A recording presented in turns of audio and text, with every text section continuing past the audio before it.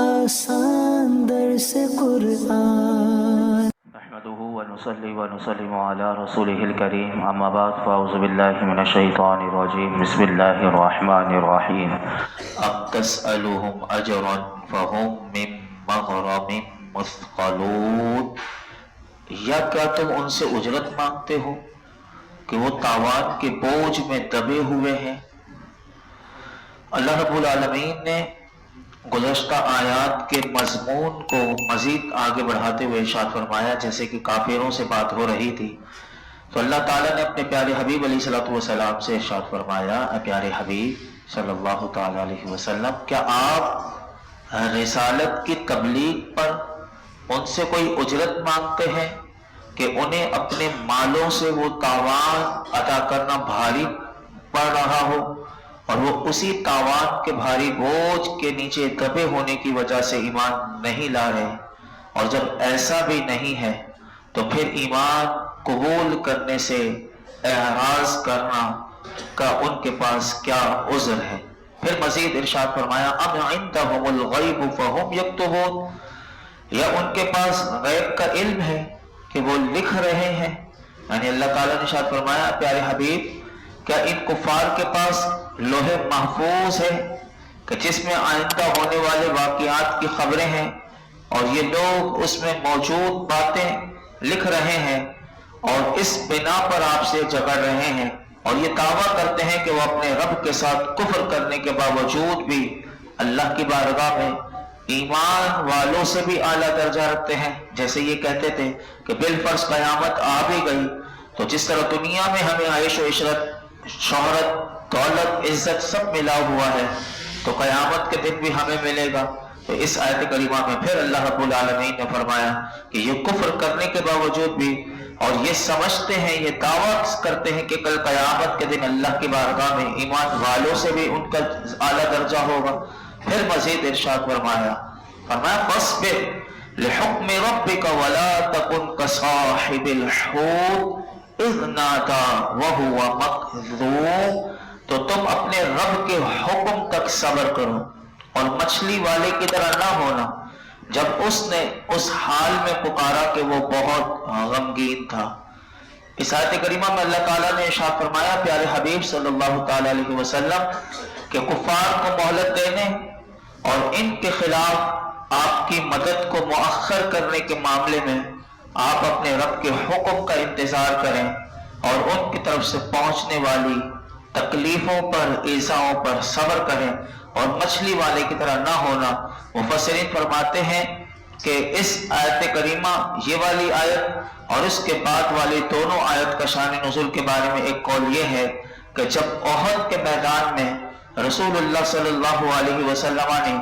پیٹ پھیر کر بھاگنے والے مسلمانوں کے خلاف دعا کرنے کا ارادہ فرمایا تو یہ آیت نازل ہوئی کہ جہاں حضور نے 50 تیر اندازوں کا وہاں ایک دستہ مقرر کیا تھا اور فرمایا تھا کہ یہ جگہ نہیں چھوڑنا جب تک کہ چاہے ہمیں فتح ہو جائے یا ہمیں شکست ہو جائے، لیکن وہ اس وقت بظاہر وہ فتح تھی لیکن وہاں سے وہ ہٹ گئے تھے۔ تو اس وقت مفسرین فرماتے ہیں کہ وہ جو پیٹ پھیر کر ہٹے تھے تو ان کے خلاف حضور نے دعا کرنے کے لیے ہاتھ اٹھائے تو یہ آیت کریمہ نازل ہوئی۔ اور ایک قول مفسرین کا اس کے بارے میں یہ ہے کہ جب نبی پاک صلی اللہ علیہ وسلم نے ثقیف والوں کے خلاف دعا کا ارادہ فرمایا تو یہ آیت نازل ہوئی اور اللہ تعالیٰ نے ارشاد فرمایا، اے پیارے حبیب صلی اللہ علیہ وسلم، آپ اپنی قوم پر جلدی عذاب نازل کرنے کی معاملے میں مچھلی والے کی طرح نہ ہونا تاکہ کہیں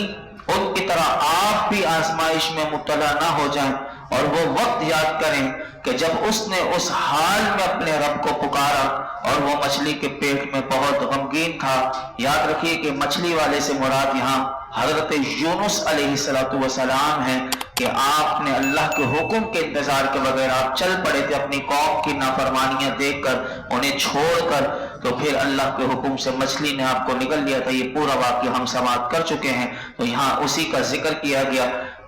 آگے ارشاد فرمایا، لولا ان تدارکہ نعمت من ربہ لنبذ بالعراء وهو مذموم فاجتباہ ربہ فجعلہ من الصالحین اگر اس کے رب کی نعمت اسے نہ پا لیتی تو وہ ضرور چٹیل میدان میں پھینک دیا جاتا اور وہ ملامت کیا ہوا ہوتا، تو اسے اس کے رب نے چن لیا اور اپنے قرب خاص کے حقداروں میں کر لیا۔ اس آیت کریمہ کی دو تفسیر علماء کرام نے کی۔ ایک تفسیر یہ کی کہ حضرت یونس علیہ السلام کے رب کی رحمت اگر ان کی دستگیری نہ کرتی اور اللہ ان کے عذر اور دعا کو قبول فرما کر ان پر انعام نہ فرماتا تو فرمایا وہ ضرور ملامت کیے ہوئے مچھلی کے پیٹ سے چٹیل میدان میں پھینک دیے جاتے، لیکن فرمایا ایسا نہیں ہوا، بلکہ اللہ تعالیٰ نے اپنے نبی حضرت یونس علیہ السلام پر نظر رحمت فرمائی اور وہ بغیر ملامت کیے ہوئے فرمایا مچھلی کے پیٹ سے باہر تشریف لائے۔ وہاں اسی چیز کا ذکر کیا گیا اور وہ آپ کی دعا کیا تھی، وہ لا الہ الا انت سبحانک انی کنت من الظالمین تھی، کہ یہ آیت کریمہ جو ہے وہ آپ اللہ کی بارگاہ میں عرض کرتے رہے۔ دوسری تفسیر اس کی علماء کرام نے یہ کی کہ اگر حضرت یونس علیہ السلام کہ رب کی رحمت ان کی دستگیری نہ فرماتی تو وہ قیامت تک فرمایا مچھلی کے پیٹ میں ہی رہتے اور پھر وہ ضرور ملامت کیے ہوئے میدان حشر میں پھینک دیے جاتے۔ تو یہاں اللہ کی رحمت کا پتہ چلا کہ اللہ کی رحمت کتنی ضروری ہم سب کے لیے ہے۔ یہ اللہ کی رحمت ہی ہے کہ انسان کو بہت سی آزمائشوں سے وہ بچ جاتا ہے۔ پھر اللہ تعالیٰ نے آپ کے مقام کو بیان کیا اسی آیت میں، فرمایا فَاجْتَبَاهُ رَبُّهُ، یعنی حضرت یونس علیہ السلام کے دعا کرنے اور اپنا عذر پیش کرنا، آپ نے عذر اللہ کی بارگاہ میں پیش کر دیا تھا، تو پھر اللہ تعالیٰ نے آپ کو اپنے لیے فرمایا کہ انہیں چن لیا اور ان کی نیکی کی صفات کو مزید ترقی دی اور انہیں ہر ایسا کام کرنے سے محفوظ کر دیا کہ جسے چھوڑ دینا بہتر ہو۔ یہاں اس کا ذکر کیا اور اب جو دو آیات کریمہ آ رہی ہیں اور اسی پر سورہ قلم کا اختتام ہوتا ہے، اور یہ آیت نظر بد کے حوالے سے بھی بہت مؤثر بھی ہے کہ اس کا ترجمہ اگر انسان اپنے اوپر بھی کرے تو اس کا ترجمہ سماعت کر لیں۔ اور یہ دو آیت کریمہ آخری یہ یاد بھی کیجئے گا، اس کے شان نزول بھی میں عرض کرتا ہوں۔ فرمایا وَإِن يَقَادُ الَّذِينَ كَفَرُوا لَيُزْلِقُونَكَ بِأَبْصَارِهِمْ لَمَّا سَمِعُوا الذِّكْرَ وَيَقُولُونَ إِنَّهُ لَمَجْنُونٌ وَمَا هُوَ إِلَّا ذِكْرٌ لِلْعَالَمِينَ، اور بے شک کافر جب قرآن سنتے ہیں تو ایسے معلوم ہوتا ہے گویا اپنی آنکھوں سے نظر لگا کر تمہیں ضرور گرا دیں گے، اور وہ کہتے ہیں کہ یہ ضرور عقل سے دور ہیں، حالانکہ وہ تو تمام جہانوں کے لیے نصیحت ہی ہیں۔ اس دو آیات کا مختصر خلاصہ یہ ہے کہ اللہ رب العالمین نے ارشاد فرمایا کہ کافر جب قرآن سنتے ہیں تو بغض اور عداوت کی نگاہوں سے آپ کو گھور گھور کر دیکھتے ہیں، تو فرمایا ایسے معلوم ہوتا ہے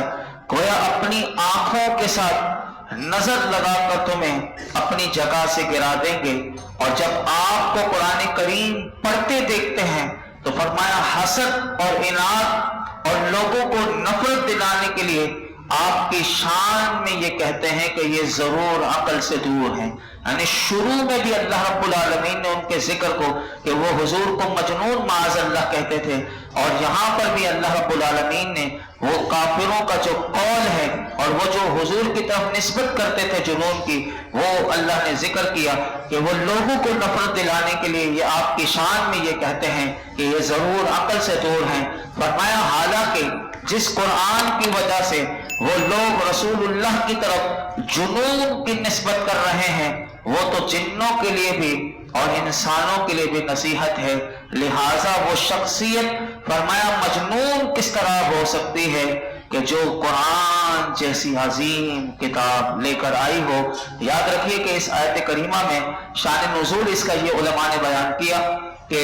عرب میں بعض لوگ نظر لگانے میں شہرۂ آفاق رکھتے تھے، یعنی وہ دیکھتے ہی دیکھتے،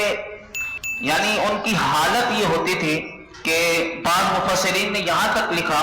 کہ بنی اسد ان کا ایک قبیلہ تھا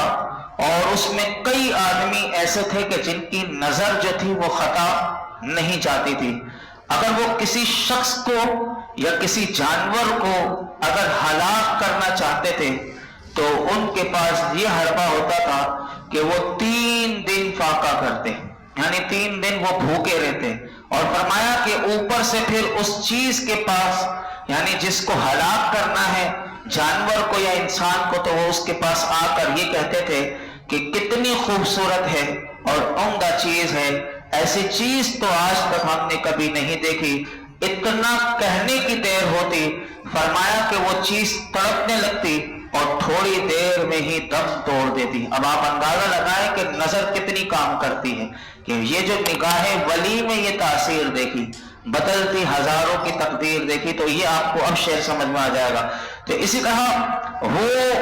اس طرح نظر لگاتے تھے کہ وہ چیز تھوڑی دیر میں تڑپنے بھی لگتی اور پھڑکنے بھی لگتی، دم توڑ دیتی۔ اگر کوئی موٹی تازہ گائے یا اونٹنی کے پاس سے اگر وہ گزرتے تو اگر اس کو نظر بد لگا دیتے، تو یہ شان نزول میں علماء نے لکھا، تو اسی وقت وہ اپنی لونڈی کو کہتے کہ ٹوکری اٹھاؤ اور پیسے لو اور اس گائے کا گوشت خریدنے جاؤ، یعنی جس کے مالک نے ابھی اس کو ذبح کرنے کا ارادہ بھی نہیں کیا ہوتا تھا، لیکن یہ نظر لگانے والے وہاں اس کو نظر لگا کر اپنی خادمہ کو بھیجتے تھے، لونڈی کو، کہ ٹوکری اٹھا پیسے لے اور اس جانور کا گوشت لے کر آ جائے۔ تو بعد میں مفسرین نے لکھا کہ تھوڑی دیر کے بعد جب وہ دیکھتے تو وہ جانور جو تھا وہ ذبح کر دیا گیا ہوتا، اور قریش نے اسی طرح بنی اسد میں سے ایسے نظر باز لوگوں کی خدمات حاصل کی اور اسے اس امر کے لیے مقرر کیا کہ نبی پاک صلی اللہ علیہ وسلم کو وہ نظر لگائیں اور ان کو بھاری معاوضہ دیا جائے گا، اور معاذ اللہ وہ یہ چاہتے تھے کہ وہ نظر بد سے حضور کو تکلیف پہنچائیں، لیکن جس کا نگہبان خداوند رحمت عالم ہو، یہ ہٹ کندے جو ہیں اسے کیا اذیت پہنچا سکتے ہیں؟ بلکہ اللہ نے تو اپنے محبوب کے لیے فرمایا واللہ یعصمک من الناس، محبوب آپ کی حفاظت جو ہے لوگوں سے آپ کا رب فرمائے گا۔ تو اسی طرح انہوں نے بہت کوشش کی، اور جن لوگوں کو انہوں نے بھیجا تھا وہ نبی پاک صلی اللہ علیہ وسلم کو بڑی تیز نگاہوں سے دیکھا اور کہا کہ ہم نے آج تک فرمایا ایسا نہ آدمی دیکھا اور نہ ایسی دلیلیں دیکھی۔ ان لوگوں کا کسی چیز کو حیرت کر کر دیکھنا ہی ستم ہوتا تھا، لیکن وہ اتنی جد و جہد کرتے رہے کہ مفسرین فرماتے ہیں کہ دن رات لگا دیا کہ حضور کو اپنی نگاہوں سے معاذ اللہ کو تکلیف پہنچائے، لیکن دن رات کی جانے والی ان کی سازشیں اور ان کی فریب کاریاں جو ہیں وہ بیکار ہو گئیں، اور اللہ تعالیٰ نے اپنے محبوب کو ان کے شر سے محفوظ رکھا، اور یہ 2 آیت کریمہ نازل ہوئی۔ یہاں سے یہ بات یاد رکھیے گا کہ اس سے معلوم ہوا کہ نظر واقعی لگ جاتی ہے، یہ جو نظر بد ہوتی ہے یہ لگتی ہے، اور نظر اچھی جو ہوتی ہے وہ نظر وہ بھی لگ جاتی ہے انسان کو۔ اب آئیے نظر بد کے حوالے سے میرے آقا علیہ الصلوۃ والسلام کیا ارشاد فرماتے ہیں، اور میں آپ کو وہ دم بھی بتا دوں کہ جو میرے آقا علیہ الصلوۃ والسلام نے اپنے نواسوں، دونوں نواسوں کو، سیدنا امام حسن سیدنا امام حسین رضی اللہ عنہما کو حضور پڑھ کر دم کیا کرتے تھے، اور میرے آقا علیہ الصلوۃ والسلام یہ فرمایا کرتے تھے کہ حضرت ابراہیم علیہ الصلوۃ والسلام اپنے دونوں صاحبزادوں حضرت اسماعیل علیہ الصلوۃ والسلام اور حضرت اسحاق علیہ الصلوۃ والسلام کو یہ پڑھ کر دم کیا کرتے تھے، اور حضرت حسن بصری رحمت اللہ تعالی علیہ سے منقول ہے کہ جس کو نظر بد سے تکلیف پہنچے اسے چاہیے کہ وہ یہ 2 آیت کریمہ پڑھ کر اپنے اوپر دم کرے، تو انشاءاللہ اس کا جو نظر بد کا اثر ہے وہ دور ہو جائے گا۔ آئیے حدیث پاک سنیے، حضرت عبداللہ بن عباس رضی اللہ عنہما سے روایت ہے کہ نبی کریم صلی اللہ علیہ وسلم نے ارشاد فرمایا نظر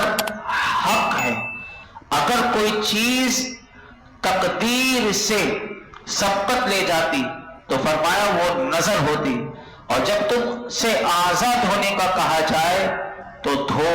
یعنی اپنے اعضاء کو دھو۔ اسی طرح حضرت جابر رضی اللہ تعالیٰ سے روایت ہے کہ رسول اللہ صلی اللہ علیہ وسلم نے ارشاد فرمایا بے شک نظر کا اثر یہاں تک ہو جاتا ہے کہ وہ آدمی کو قبر میں داخل کر دیتی ہے اور اونٹ کو ہنڈیا میں ڈال دیتی ہے۔ یہ بات ہمیں یہاں سے پتہ چلی کہ نظر انسان کو اتنا کھا جاتی ہے کہ کہیں کا نہیں چھوڑتے. تو اسی لیے ہمیں چاہیے کہ ہم اپنے اوپر یہ 2 آیات جو ہیں، کس بعض لوگ بڑے پریشان ہوتے ہیں کہ نظر کوئی ہماری اتار دے، تو اللہ کا کلام پڑھیے، اب اللہ کا درود شریف پڑھیے، 3 بار پڑھیے، 5 بار پڑھیے، 7 بار پڑھیے، اور اپنے اوپر یہ 2 آیات سورہ قلم کی آخری 2 آیات ہیں، بہت آسان ہیں. وَإِن يَكَادُ الَّذِينَ كَفَرُوا لَيُزْلِقُونَكَ بِأَبْصَارِهِمْ لَمَّا سَمِعُوا الذِّكْرَ وَيَقُولُونَ إِنَّهُ لَمَجْنُونٌ وَمَا هُوَ إِلَّا ذِكْرٌ لِّلْعَالَمِينَ. یہ بالکل 1-2 لائنیں 1.5 لائن بنتی ہے، بالکل آسانی سے یاد ہو جائے گی. یہ یاد کیجئے. اور آخر میں وہ غم بھی بتا دوں جو میرے آقا علیہ الصلوۃ والسلام دونوں نمازوں کو کیا کرتے تھے. وہ یہ والا ہے کہ اعوذ بکلمات اللہ التامات